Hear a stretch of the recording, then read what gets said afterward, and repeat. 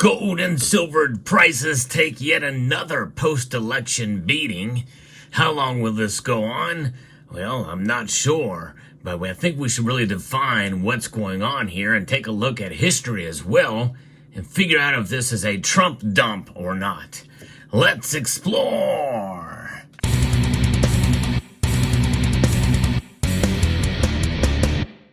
Yes, indeed, gold and silver prices have been hurt yet again, smacked down hard. 2% plus drop for both metals today. Unusually, gold had dropped more than silver has. Moments before the markets close, gold is down 2.29%, down $61.50 an ounce. $2,623.20 for the price of gold. Silver is down over 2%, 2.05%, down 64 cents to $30.75. That's a good time to buy when the prices take dips like they are seeing now. Will it continue? Well, we don't know, but nonetheless, it's always good to take a look around and see what the prices are that some of the big bullion dealers are posting for gold and silver products. And while you're doing that, I hope you will check out Summit Metals. SummitMetals.com are the sponsor of the channel, and they also provide really competitive pricing, fast shipping, and you can find them at SummitMetals.com or scan the QR code here. So gold and silver indeed taking a big hit today, as well as platinum and palladium. They fell a little bit as well today. And what's behind some of this? Well, it's sort of the usual suspects here. Indeed seem to be playing a role as to what's happening with gold and silver. But the Reuters is reporting this massive drop in price here. And a lot of it is awaiting for the Fed policy cues is what they're going to be doing. Gold prices slipped more than 2%, weighed down by the greenback's continued rise and broader implications of Donald Trump's victory in the U.S. presidential election on fiscal policy and interest rate cuts. That's right, this thing is strengthening up a bit, even though inflation is still fully in effect. It's strengthening against the other currencies out there. And so this leads us to believe that it is indeed a Trump dump, if you will. But the article continues. It says, with the dollar index rising 0.5% to its highest level since early July, gold became less attractive to non-dollar buyers. Last week, the index surged more than 1.5% to 105.44 following the announcement of Donald Trump's victory. So where does it stand right now? Well, right now, the dollar index indeed is at 105.49 right now. 105.49, it's up 0.48%. And by the way, the Dow Jones Industrial Average is up as well, and Bitcoin is going through the roof. It's at $87,078 per Bitcoin. It's absolutely insane. It's crazy. But nonetheless, that is where that stands. And by the way, copper is up, nickel is up, and aluminum is up, and silver is down. So silver is being pulled down along with gold, but that is exactly the reason why it's not falling more than gold, because it's being propped up by the other commodity sector. That's actually good news for silver, which is, I think, could bode well for it coming up in 2025. I'm not saying this single day's price action is an indicator of where silver is going to go, but I think there is essentially sort of a floor for where these metals are going to go. They can only fall so much before there's some consolidation around it. And the market's attention has focused to the second order effect since the red wave of victories of Republicans in the Senate, the presidency, and perhaps the House of Representatives. The jury is still out on that one. The likelihood of tariffs being imposed relatively early on into Trump's presidency and the resulting strong demand for the dollar that it is creating. Stronger dollar is weighing on gold prices for the first time in months because it's also associated with increasing odds that the Federal Reserve might delay its easing cycle. That's right, they very well could delay its easing cycle.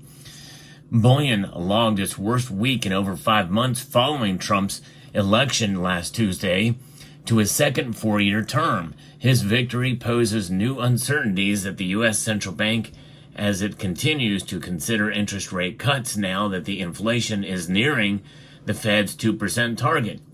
The Fed cut the benchmark rate 1/4 percentage point last week to a range between 4.5% and 4.75%. Traders now see a 65% chance of a 25 basis point Fed rate cut in December versus around an 80% chance before Trump's victory, according to the Fed Watch tool. So that is going to be something that we'll keep an eye on and see how that plays out, because that, I think, is one of the biggest drivers for gold and silver prices falling, because everybody was thinking and baking in that the Fed would continue its rate cuts, and which is going to be good for gold and silver. Not so much these days. Now, Fed officials, including Chair Jerome Powell, are scheduled to speak this week, while U.S. Consumer and Producer Price Index data, weekly jobless claims, and retail sales figures are also due this week. Despite efforts to use less silver and replace it with cheaper metals, the rapid increase in installations and growing use of N-type cells are likely to keep silver demand strong for the remainder of the year, according to analysts over at Heraeus. And I think that's going to continue into 2025. And by the way, amidst the falling price of silver for the past couple of days, and likely even if it continues, I'm still bullish for silver in 2025. Stay tuned for my silver price predictions at the end of the year. By the way, today is Veterans Day, and there's a lot of silver being used for military applications these days as well too. So if you're active duty, we thank you for your service, and if you have served in the past, we thank you for your service as well. Now that is what the news is, and that leads us to believe that maybe this is a Trump dump. But there's a different take over at Kitco. Gold's price decline since Trump's electoral victory is as much about the party as it is the candidate. While global silver demand from the solar industry continues to rise as technology evolves and as countries surpass their installation targets, according to a precious metal analyst over at Heraeus. In their latest precious metals update, the analyst noted that historically Republican victories have not been good for gold's near-term prospects. And you know what we can take from that, don't you? That there is there's a long-term prospect as well too, and that bodes well for gold and silver. But indeed, that's right, Republican is party rather than the person. And so gold has dropped, and we've seen it the lowest today than it has been for the past 19 days, and the dollar has strengthened as it became clear that Trump would return as U.S. president. The dollar index saw more than 1% gain against major peers on the day of Trump's win. Following the 2016 Trump victory, there was an 11.6% fall in the price of gold. So that keeps it in perspective. But if we go back even further, the analysts have pointed out that the slide in precious metal prices was not all about Trump. Since 1976, election of a Republican administration has led to an average of a 4.5% decline in the price of gold within 60 days compared to an average 3.8% rise for a Democrat win, they said. Likely control of the House of Representatives and confirmed Republican control of the Senate increase the likelihood of a conservative economic policy implementation and reduce uncertainty in geopolitical direction, but not the details. Indeed. So that is what we're looking at there. And by the way, if you enjoy the perspective that I give in the precious metals and the market reports, I hope you will consider pressing that like button down below. It helps with channel engagement and gets the word out there. And if you haven't done so already, I hope you will consider subscribing to the channel. I post daily videos and like to keep up with the news and analysis. And some feel that I provide a unique perspective than even more than other channels do out there in this space. As a safe haven asset, gold tends to rise in a highly uncertain environment.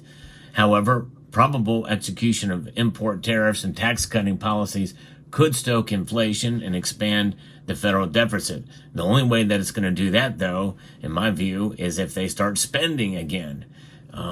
Because cutting taxes and tariffs, well, that import tariffs is not creating or printing money.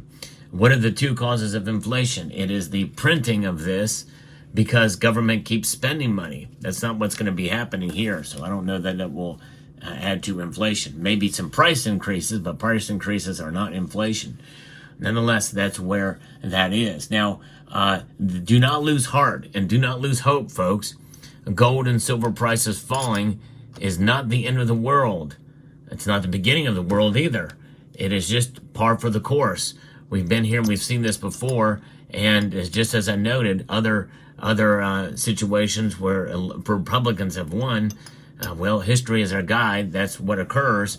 Prices go up, or prices go down, at least in the immediate aftermath. But I think there's some good a period of time where we're going to start to see consolidation. We're going to see the prices start to fall less, and we're going to see a movement to regaining some of these losses. Maybe not to the prices that we saw before in the near term, but everything always evens out in the end. In other words, gold and silver preserve your wealth no matter what, even if the prices were to fall dramatically even more from here. This too shall pass. There shall be a recovery in due time. So there you have it. And let me know what you're thinking about the markets today and about precious metals in general. I hope you found this video informative, insightful, and educational. I'd like to extend a multitude of gratitude to each and every one of you for watching and encourage you to please rate, share, comment, and subscribe.